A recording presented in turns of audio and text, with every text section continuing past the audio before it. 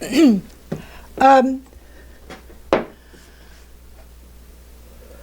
on the 20th anniversary of the show, this is the year 1988. That took place in January of 1988, the whole business at the museum. At the last moment, I couldn't go because of a medical thing. I thought I was dying. I was on Sloan Kettering, at Sloan Kettering on a gurney, supposedly dying of pancreatic cancer.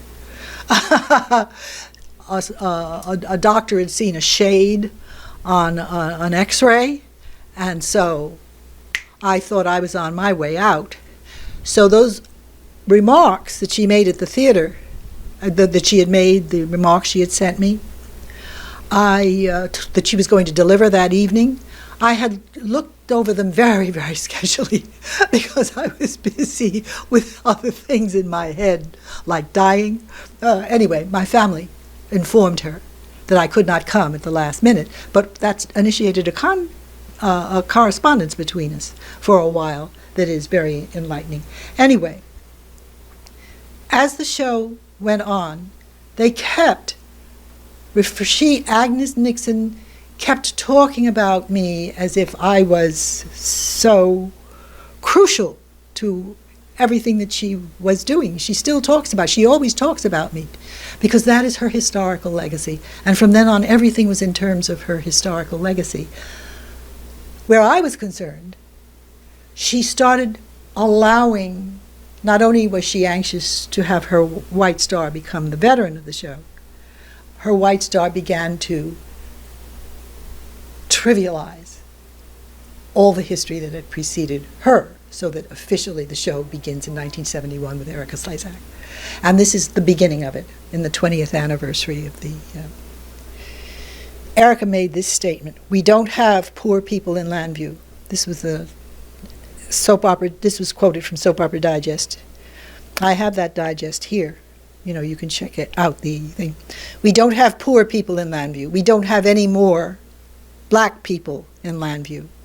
We have no ethnic people. No, this is now a story about rich people and richer people. We're all haves now. That changed when Agnes Nixon let go of the show after 5 years. It was Aggie who set those things up and structured them so tightly." Now, that's a lot less straightforward than it appears, because there's a lot of misinformation there. In the first place, it's kind of patronizing to feel that the poor and the ethnic and black people need a special kind of structured writing to make it work. We need the same thing as everybody else, good writing, and that's it. But there's also misinformation in terms of how long we had been on the show. The implication here is, when she says that changed when Agnes let go of the show after 5 years, no blacks. We were there 17 years, not 5, and she was there the whole time. She knows that. And then also to claim that it was on the basis of class rather than race is also absurd. This is now a story about rich people and richer people. Well, no, you know. I mean, Al was the captain of police and I was the district attorney. We were not exactly poor.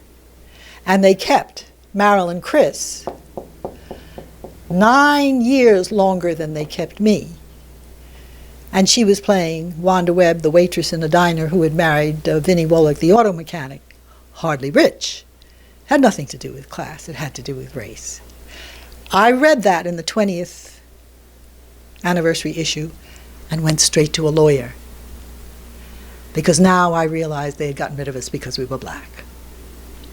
However, I plunked all my stuff down on the lawyer's desk. The lawyer got in touch with me after she'd looked through it. She said, "If you had shown me this in time, you would have probably walked away with it.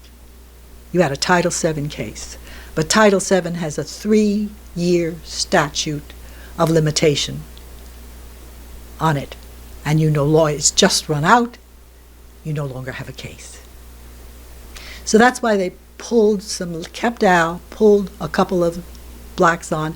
They had all been, at the very end, when they were no longer legally in trouble, in terms of getting rid of Lillian and me, just like a firing squad. They just, so that there would be no more black people. but they had waited until we would no longer have a suit. Very clear. The same time that all this is occurring in 1988, this is from USA Today. Nielsen Research came out with a landmark research study called Television Viewing Among Blacks that posited the importance of blacks to the daytime audience in general and ABC soaps in particular. And here they have the list of the top shows that are favorites among black viewers. All 3 ABC soaps are on that list. And in an ironic asterisk, more than they might have guessed at, they also put in the note, except for One Life, all have black storylines. In other words, the Scala storyline that had put all those 3 ABC shows on that list, I had been, even though I was most responsible for putting all those 3 ABC shows on that list, I was 3 years gone. Now this is why they had to get rid of us. This is the 25th anniversary. All the optics are white. That's why they had to get rid of us. They couldn't take a picture of 2 black women and all of them. However, on the inside, this is how they have their cake and eat it too. Daytime's fearless soap, they're still parading themselves as revolutionary, celebrates 25 heavenly years. We had a totally integrated cast, says creator Agnes Nixon of her former baby, One Life to Live. I wanted to take soaps out of Wasp Valley. You know. Now, to legitimize that thing, they have the rest of the page about the Carla storyline. However, it's written as if it's in present time. This is a 20-year-old quote. That's how far in the archives they went back to legitimize the fearlessness of the soap and Agnes Nixon's. This is 20 years old, but it sounds like I'm still part of the family. I'm giving a current interview about the beginning days of the show. And, you know, I mean, that's... This is Jill Nelson. I'm going to close with this because it sums up my entire experience except for the 2 shows. Those first 2 years on the show. This sums up perfectly in these few words exactly what my life was on that show. Yeah, this is from her book. This is the brilliant black writer, Jill Nelson. This is what she says about working on she was one of the first blacks on the Washington, working for the Washington Post. Fortunately, they've changed now, but this is what it's like. This is what pioneering is like, folks. For many of the black folks there, the Washington Post is neither heaven nor hell, but some weird journalistic purgatory, a seemingly endless proving ground on which, just when you think you've won the game, the rules are changed. This is nothing new for African Americans, corporate or otherwise, but it does tend to make some of us crazy.